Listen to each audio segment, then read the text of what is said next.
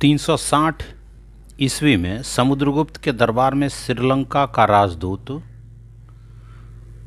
आया। समुद्रगुप्त के दरबार में श्रीलंका का राजदूत 360 ईस्वी में। ये समुद्रगुप्त का साम्राज्य है, हम लोग देख पा रहे हैं इसमें। ये समुद्रगुप्त का साम्राज्य, जिनकी राजधानी थी पाटलिपुत्र। यहाँ पर राजधानी पाटलिपुत्र। यहीं 360 ईस्वी में 360 ईस्वी में श्रीलंका से समुद्रगुप्त के राजदरबार में 360 ईस्वी में 360 ईस्वी में राजदूत पहुंचा था। 375 ईस्वी में समुद्रगुप्त की मृत्यु हो गई और समुद्रगुप्त का पुत्र रामगुप्त गुप्त वंश का शासक बना।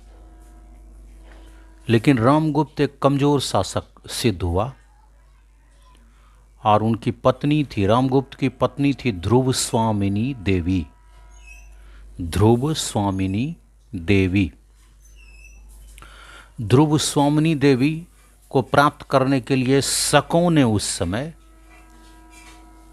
ये यहाँ पर शक शासन कर रहे थे, शकों ने उस समय ध्रुव स्वामिनी देवी को प्राप्त करने के लिए ध्रुव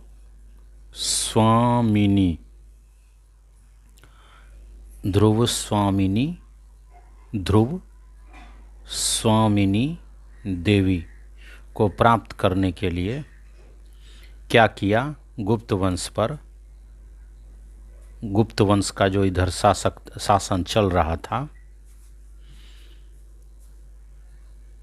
यहाँ पर इस तरह से गुप्त वंश का शासन था।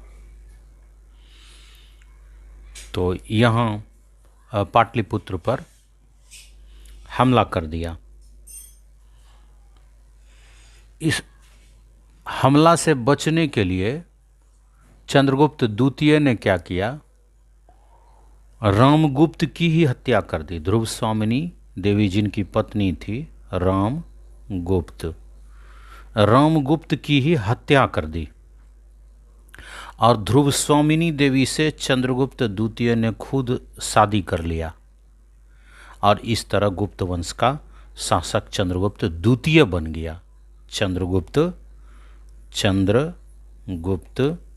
द्वितीय, जिसे विक्रमादित्य भी कहा जाता है। अब है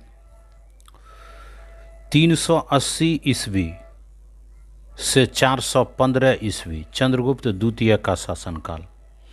जबकि किसी पुस्तक में 375 ईस्वी जो है यहीं से चंद्रगुप्त द्वितीय के शासनकाल का प्रारंभ माना जाता है। तो 380 या 375 ईस्वी से 415 ईस्वी तक चंद्रगुप्त द्वितीय का शासनकाल रहा। गुप्त राज्य का पश्चिम में इनके समय में, चंद्रगुप्त द्वितीय के समय में काफी विस्तार हुआ तथा संस्कृत साहित्य का चरमोत्कर्ष काल माना जाता है। चंद्रगुप्त द्वितीय का शासनकाल 375 ईस्वी या 380 ईस्वी से लेकर 415 ईस्वी तक। आप देख सकते हैं कि यह जो क्षेत्र है इस तरह से, यह उस समय शकों के पास था। चंद्रगुप्त विक्रमादित्य अर्थात चंद्रगुप्त द्वितीय ने इसको गुप्त साम्राज्य में मिलाया था शकों को पराजित करने के बाद। चंद्रगुप्त द्वितीय ने तो गुप्त साम्राज्य का क्या हुआ? पश्चिम में इस समय काफ़ी विस्तार हुआ। यहाँ पर इस मैप में हम लोग देख सकते हैं कि ये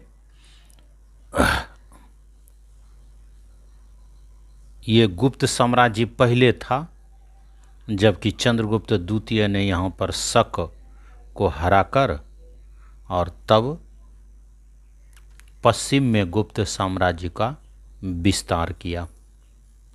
ये चंद्रगुप्त व्यक्ति को आप देख सकते हैं, इनका कार्यकाल 375 ईस्वी से 415 ईस्वी तक माना जाता है।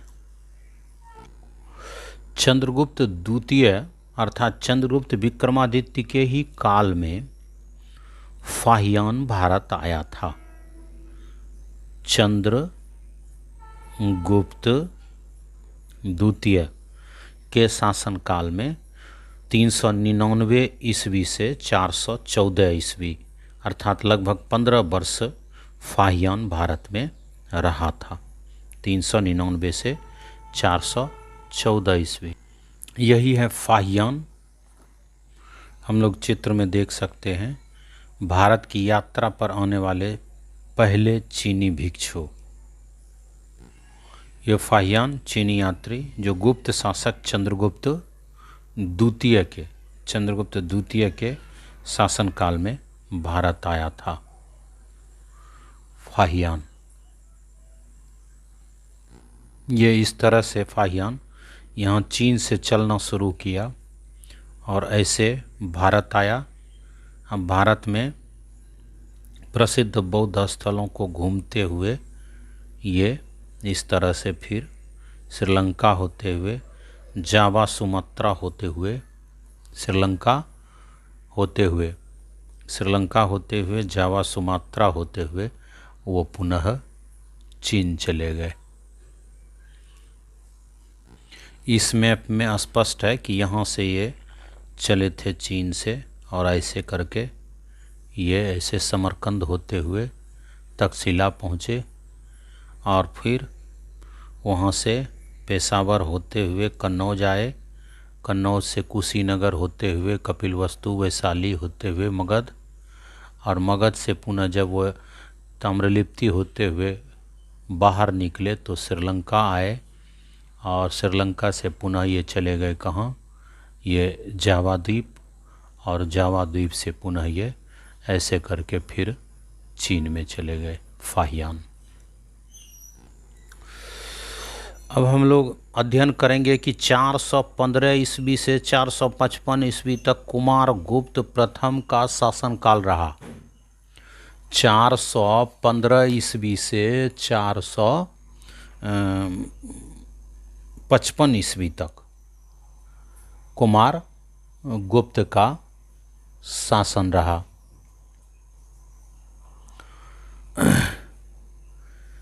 इन्होंने ही नालंदा विश्वविद्यालय, बिहार में नालंदा में अवस्थित है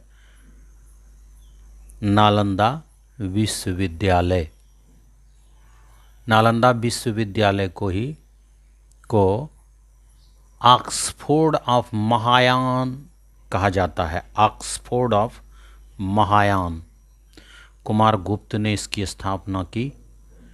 कहाँ? नालंदा में। ये आप देख रहे हैं कि ये बिहार है, ये वाला जगह बिहार। बिहार में एक डिस्ट्रिक्ट है नालंदा। नालंदा में ही नालंदा विश्वविद्यालय, प्राचीन नालंदा विश्वविद्यालय, जिसकी स्थापना कुमार गुप्त प्रथम ने की थी, इसे ऑक्सफोर्ड ऑफ महायान कहा जाता है। हालांकि यहाँ हीनयान बौद्ध धर्म का भी अध्ययन होता था। यही है नालंदा विश्वविद्यालय का खंडहर, जिसे हम भली भांति देख पा रहे हैं। इस विश्वविद्यालय के बारे में कहा जाता है कि यह विश्व का सबसे पहला आवासीय विश्वविद्यालय था। विकसित स्थिति में इसमें विद्यार्थियों की संख्या करीब 10,000 थी और अध्यापकों की संख्या 2,000। जब वेनसोंग भारत आया था उस समय 10,000 विद्यार्थी और 1510 आचार्य थे नालंदा विश्वविद्यालय में। और इस विश्वविद्यालय में भारत के विभिन्न क्षेत्रों से ही नहीं बल्कि कोरिया, जापान, चीन, तिब्बत, इंडोनेशिया, फारस, तुर्क तुर्की आदि के भी विद्यार्थी शिक्षा ग्रहण करने के लिए आते थे। नालंदा के विशिष्ट शिक्षा प्राप्त स्नातक बाहर जाकर बौद्ध धर्म का प्रचार किया करते थे। इस विश्वविद्यालय के 9वीं शताब्दी से 12वीं शताब्दी तक अंतर्राष्ट्रीय ख्याति प्राप्त थी इस विश्वविद्यालय को। अब यदि हम आचार्य की बात, इसमें आचार्य थे शीलभद्र, धर्मपाल, चंद्रपाल, गुणमती, स्थिरमती जैसे कुछ प्रमुख आचार्य थे। और जिस समय ह्वेनसांग भारत आए थे उस समय इस विश्वविद्यालय के प्रमुख शीलभद्र थे। इस विश्वविद्यालय में प्रवेश कठिन परीक्षा के आधार पर होता था और 3 कठिन परीक्षा ली जाती थी।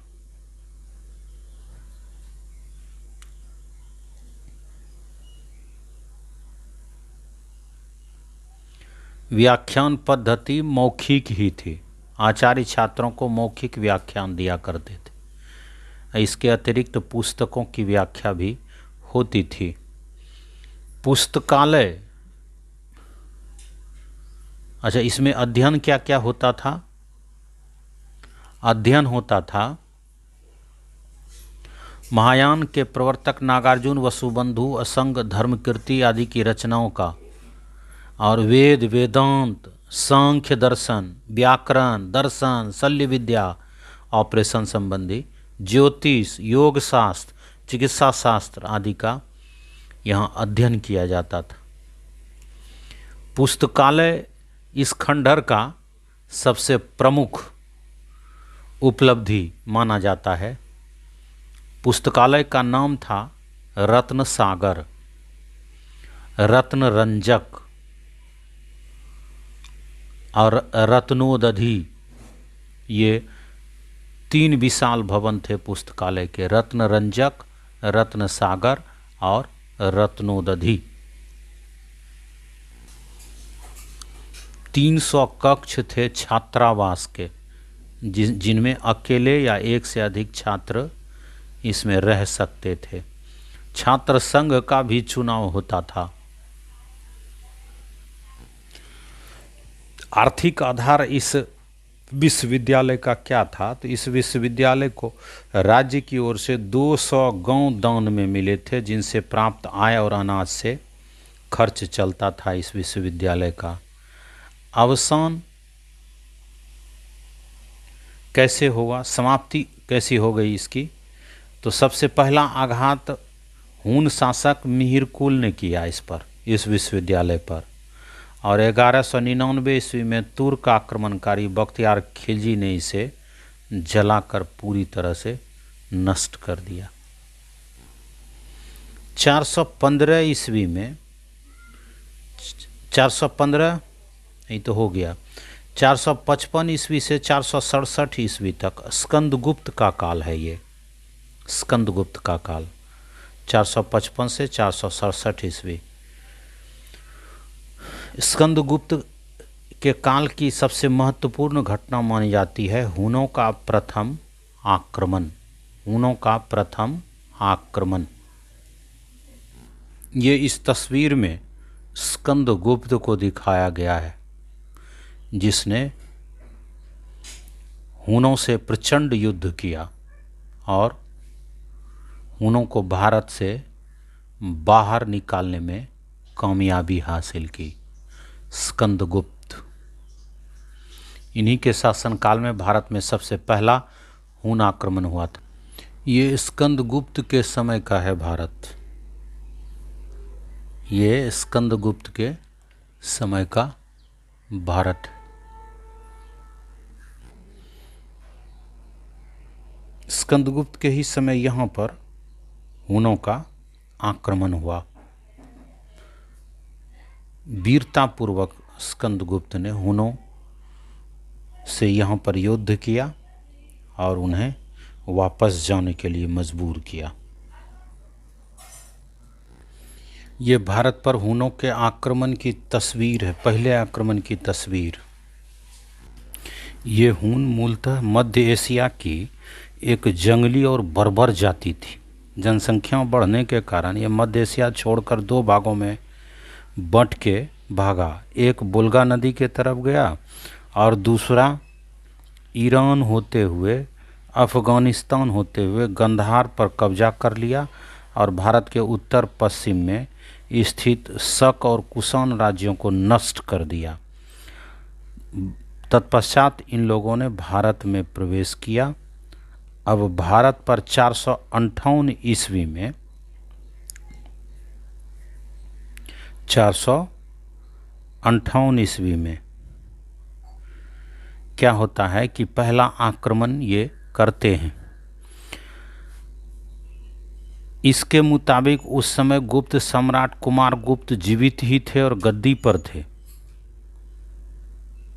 उसने अपने युवराज स्कंदगुप्त को हुनों के सामना के लिए भेजा। स्कंदगुप्त ने हुनों को बुरी तरह से पराजित किया। इसी विजय के उपलक्ष्य में विष्णु स्तंभ बनवाया गया है। बाद में फिर तोरमान और मिहिर कुल के नेतृत्व में हुनों ने भारत पर आक्रमण किया। भारत पर हुनों का आक्रमण इन्हीं क्षेत्रों में हुआ जो लाल रेखा से घिरी हुई है, सिंध, पंजाब, कश्मीर आदि क्षेत्रों में। ये वाला क्षेत्र हम लोग यहाँ पर देख सकते हैं। हुनों का आक्रमण जिन क्षेत्रों में हुआ था, आप लोग इस तस्वीर में देख सकते हैं कि ये वाला जो क्षेत्र है मध्य एशियाई क्षेत्र, यही है हुनों का निवास स्थल। यहाँ से ये इस तरह से चले गए, ये यूरोप की तरफ, कैस्पियन सागर, काला सागर टपकर उस पार, और इस तरह से ये चले आए ईरान। इसी क्रम में यह यहाँ गंधार, तक्षशिला आदि के पास अपना डेरा जमाया और भारत पर आक्रमण करने का प्रयास किया। हुन मध्य एशियाई थे मूल रूप से। हुन मूल रूप से मध्य एशियाई थे।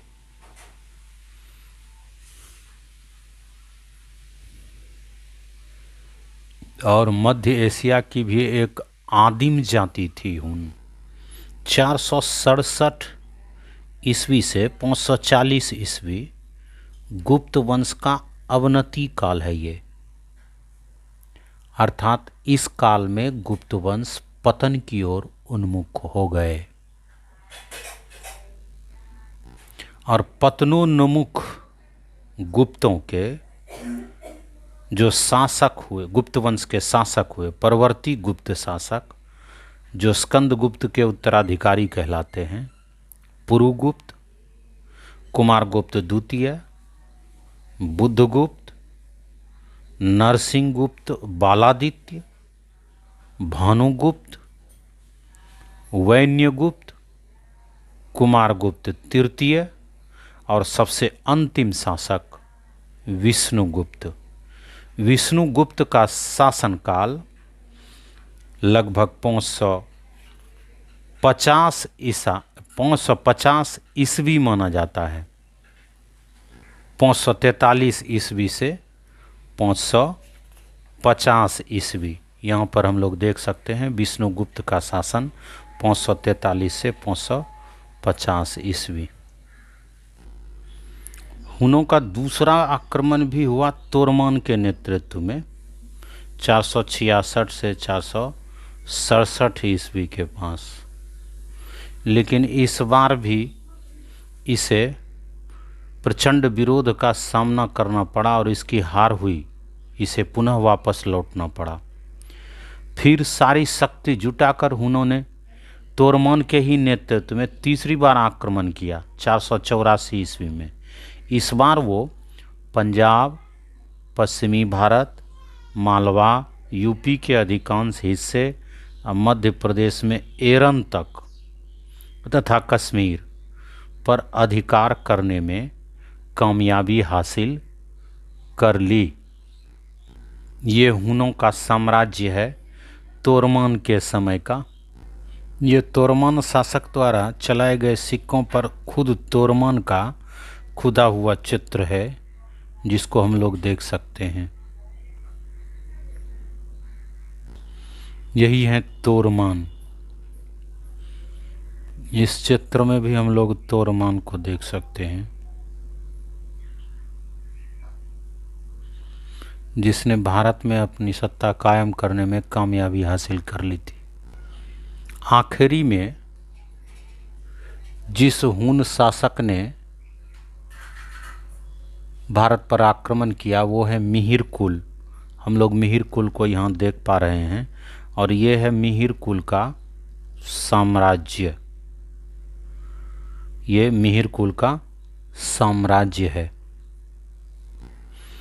हम लोग इसमें हुनों के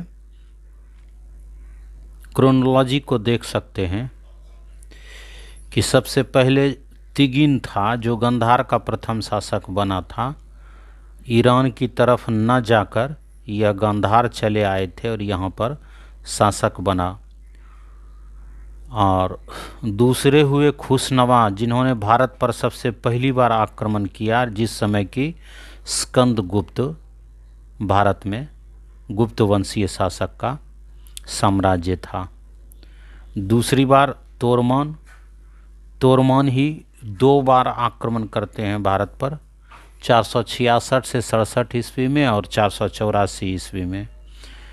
तब 484 ईस्वी में ये भारत पर सत्ता कायम करने में कामयाब होते हैं, जिनकी सत्ता को दिखाया जा चुका है, जिसके साम्राज्य को।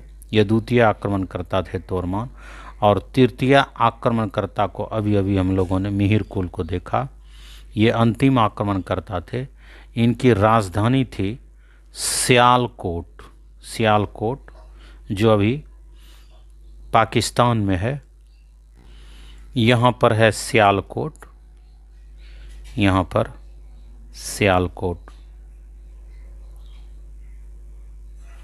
सियालकोट को ही मिहिर कुल ने राजधानी बनाई थी अपने साम्राज्य की।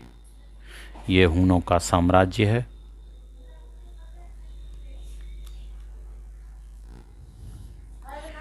(532 ईस्वी में यशोवर्मन द्वारा मिहिर कुल की पराजय हुई। हुन राजा मिहिर कुल ने बौद्ध विहारों को जला दिया था।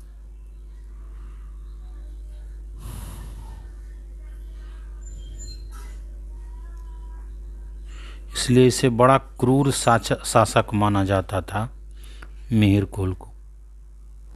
ये मालवा के राजा यशोधर्मन और मिहिर कुल के बीच हुए युद्ध को दर्शाया है इस चित्र में, जिसमें मिहिर कुल की हार हुई थी।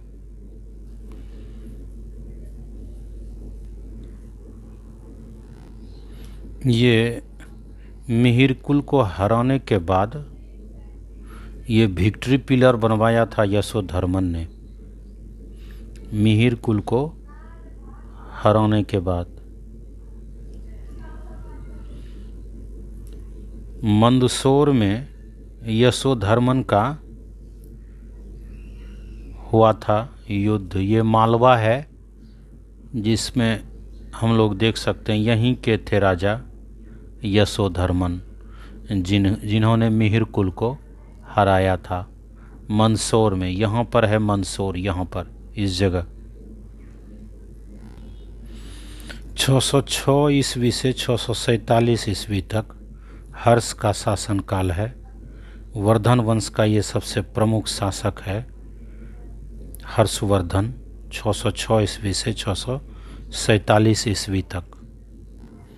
ये हर्षवर्धन का साम्राज्य हम देख पा रहे हैं। ये हर्षवर्धन का साम्राज्य है। इसकी राजधानी पहले तो थानेश्वर थी। हर्षवर्धन ने ही थानेश्वर से राजधानी कन्नौज लाया था। यही है हर्ष। प्राचीन भारत का अंतिम हिंदू सम्राट हर्षवर्धन को माना जाता है। प्राचीन भारत का अंतिम हिंदू सम्राट हर्षवर्धन को माना जाता है।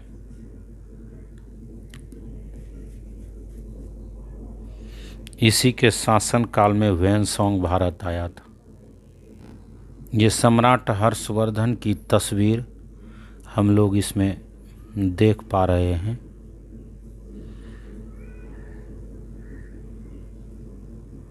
और इनके साम्राज्य की सीमा भी ये है हर्षवर्धन।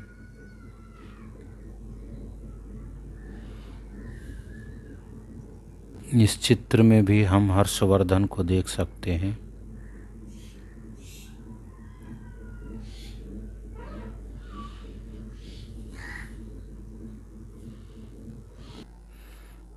हालांकि हर्षवर्धन का शासनकाल 606 ईस्वी से 647 ईस्वी तक रहा है, लेकिन इससे पहले भी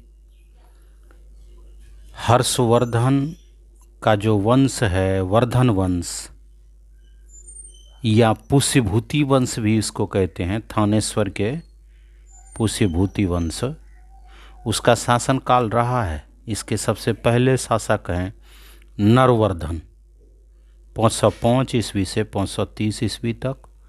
दूसरे शासक रहे राज्यवर्धन प्रथम 530 ईस्वी से 555 ईस्वी तक। तीसरे शासक रहे आदित्यवर्धन 555 ईस्वी से 580 ईस्वी तक। और प्रभाकर वर्धन चौथा शासक 580 ईस्वी से 605 ईस्वी तक। प्रभाकर वर्धन को दो पुत्र और एक पुत्री, दो पुत्र कौन? तो राज्यवर्धन द्वितीय और हर्षवर्धन, ये दो पुत्र और एक पुत्री राजश्री, जिसका मौखरी वंश में शादी किया और मौखरी वंश की रानी थी राजश्री। यहाँ छठा शासक था थानेश्वर के पुष्यभूति वंश या वर्धन वंश के हर्षवर्धन छठे शासक थे। 606 ईस्वी से 647 ईस्वी तक। वल्लभी के ध्रुवसेन द्वितीय के साथ अपनी पुत्री का विवाह किया इसने। और सातवां शासक धारासेन बना, धारासेन चतुर्थ, जो वल्लभी का था। ये है थानेश्वर के पुष्यभूति वंश का इतिहास, जिसके अंतर्गत हर्षवर्धन काफ़ी महत्वपूर्ण शासक, जिसे सम्राट हर्षवर्धन भी कहते हैं। ये पुलकेशिन द्वितीय हैं, चालुक्य वंशीय शासक हैं ये पुलकेशिन द्वितीय। सम्राट हर्षवर्धन और पुलकेशिन द्वितीय के बीच एक युद्ध हुआ। लोग देख सकते हैं सम्राट हर्षवर्धन और पुलकेशिन द्वितीय के बीच युद्ध का एक दृश्य। यहाँ पर आप देख सकते हैं चालुक्य शासक पुलकेशिन द्वितीय को। इस युद्ध में पुलकेशिन द्वितीय विजयी हुए और सम्राट हर्षवर्धन की हार हुई। इस हार से सम्राट हर्षवर्धन का दक्षिण विजय का जो सपना था वह रुक गया। ये हर्षवर्धन ने जब दक्षिण की तरफ बढ़ना चाहा तो यहीं पर पुलकेशिन द्वितीय और हर्षवर्धन में युद्ध हुआ, जिसमें हर्षवर्धन की हार हुई और पुलकेशिन ने हर्षवर्धन को दक्षिण बढ़ने की जो सपना थी हर्षवर्धन का उसको समाप्त कर दिया। पुलकेशिन द्वितीय चालुक्य वंशी शासक थे।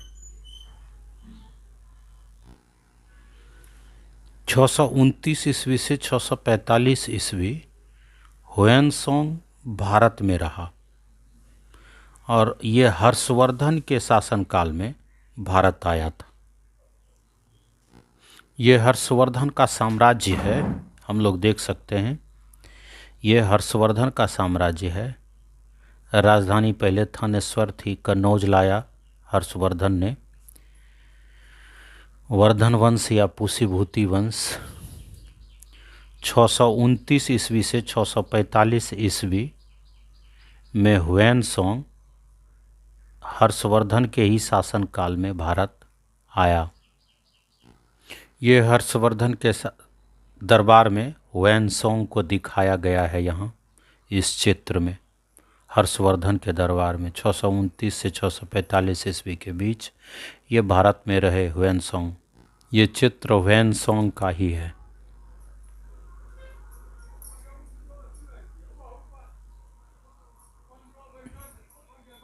चीनी यात्री हुएनसोंग की भारत यात्रा का ये तस्वीर है।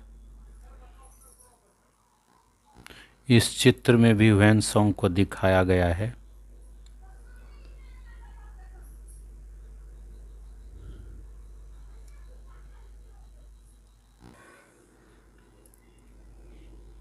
छः सौ 36 ईस्वी में सिंध पर प्रथम अरब आक्रमण हुआ। 636 ईस्वी में सिंध पर प्रथम अरब आक्रमण। सिंध पर इस पहले आक्रमण का कोई परिणाम नहीं निकला। दूसरा महत्वपूर्ण आक्रमण 712 ईस्वी में हुआ मोहम्मद बिन कासिम का। भारत पर प्रथम अरब आक्रमण या इसे प्रथम मुस्लिम आक्रमण भी कहा जाता है। ब्राह्मण राजा दाहिर की इसमें पराजय हुई 712 ईस्वी में। हम लोग इस चित्र में देख पा रहे हैं, यही है सिंध। यहीं अरबों का सबसे पहला आक्रमण हुआ, मुस्लिम आक्रमण मोहम्मद बिन कासिम के द्वारा, और दाहिर सेन यहाँ के राजा थे।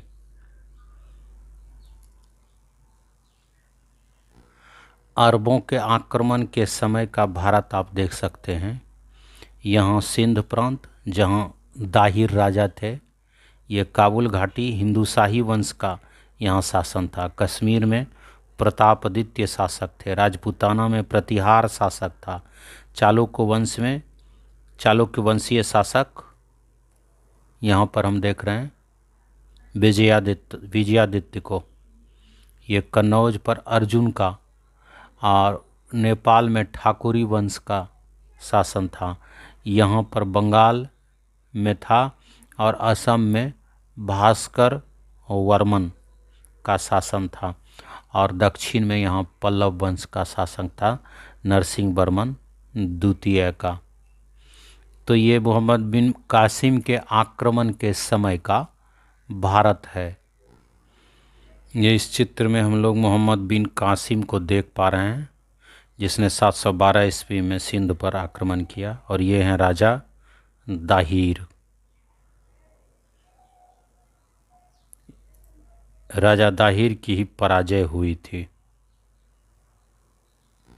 इस तस्वीर में और स्पष्ट रूप से दिखाया गया है सिंध को। ये समुद्र के किनारे तक सिंध प्रदेश था।